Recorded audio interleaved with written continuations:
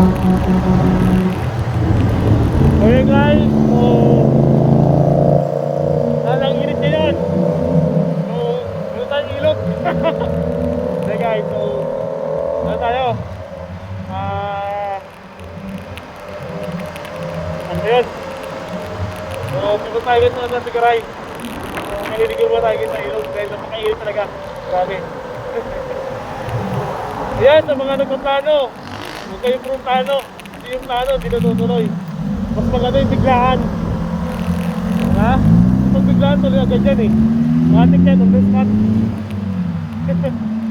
Ayan, so kasama kaya kayo partner. Hey, dalawa lang kami guys. Nag-date kami sana sa ilog. Hey, so time check is 11 AM. Araw ng linggo. So kasama tayo guys. So nagkita na sa atin naman pare.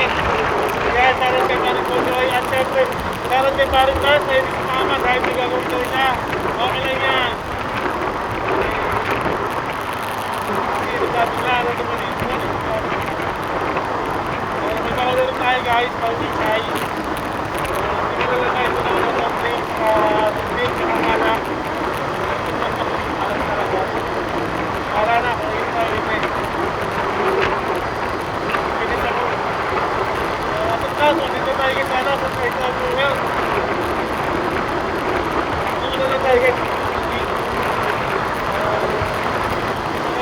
Mga kayo naman. Right seat and right. So, siyempre, mga nag-ride. So, para kay Lord, pray mo tayo. So, mag-zero tayo kanina.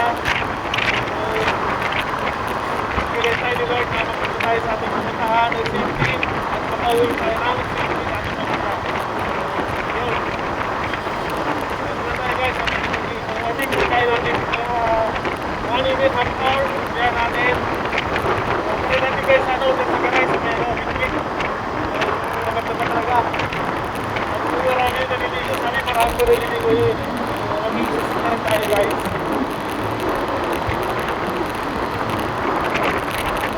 So, first time na rin guys, pagkakita doon sa Tagaray. So, tignan natin guys yung pag-goal nyo na lang.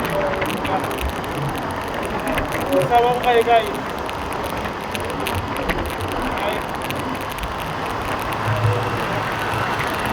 Kasama ko guys,